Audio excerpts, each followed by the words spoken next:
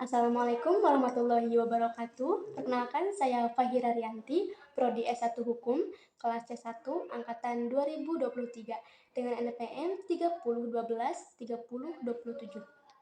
Di sini, saya akan menjelaskan tentang efektivitas penegakan hukum terhadap penerapan Pancasila berdasarkan teori Lawrence M. Friedman.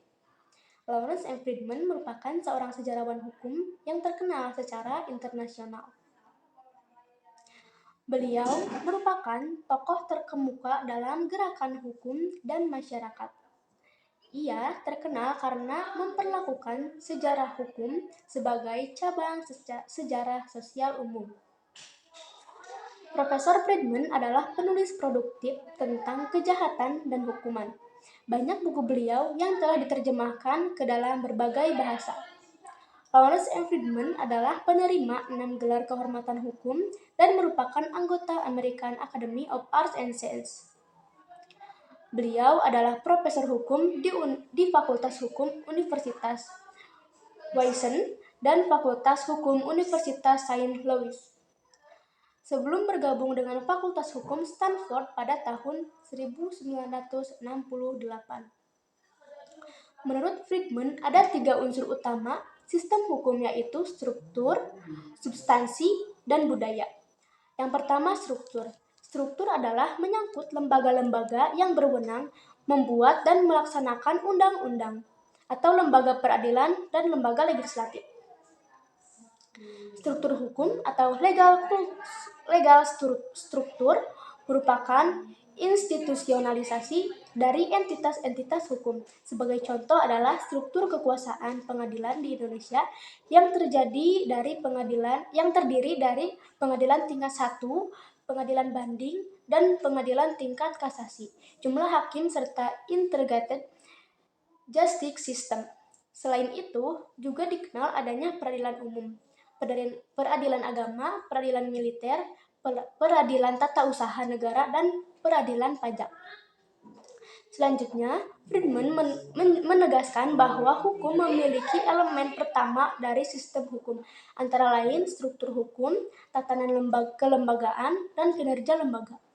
Yang kedua adalah substansi. Substansi adalah materi atau bentuk dari peraturan perundang-undangan.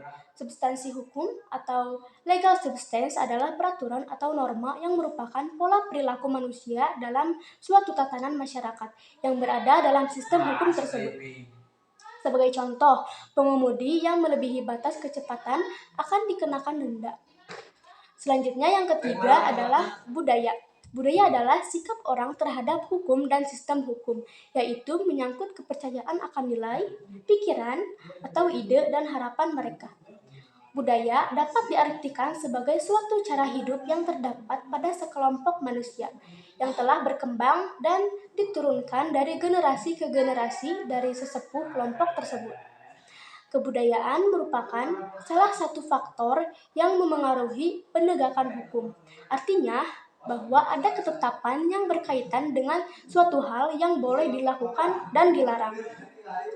Kultur hukum inilah yang berfungsi sebagai jembatan yang menghubungkan antara peraturan hukum dengan tingkah laku hukum seluruh warga masyarakat. Budaya hukum atau legal culture adalah sikap dan nilai-nilai yang terkait dengan tingkah laku bersama yang berhubungan dengan hukum dan lembaga-lembaganya. Struktur yang baik akan berjalan dengan baik jika substansi hukum juga berjalan dengan baik. Begitu pula substansi hukum yang baik dapat dirasakan manfaatnya apabila ditunjang oleh struktur yang baik. Selanjutnya, struktur dan substansi dapat dirasakan ekstensinya kalau didukung dengan budaya hukum yang baik. Efektivitas hukum berarti bahwa orang benar-benar berbuat sesuai dengan norma-norma hukum sebagaimana mereka harus berbuat. Bahwa norma-norma itu benar-benar diterapkan dan dipatuhi.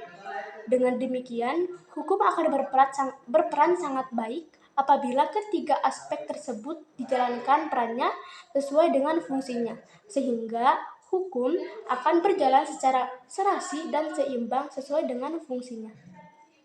Maka dari itu, marilah kita menjadi masyarakat yang sadar akan hukum dengan mengenal 3 unsur utama dalam sistem hukum menurut Lawrence M. Friedman.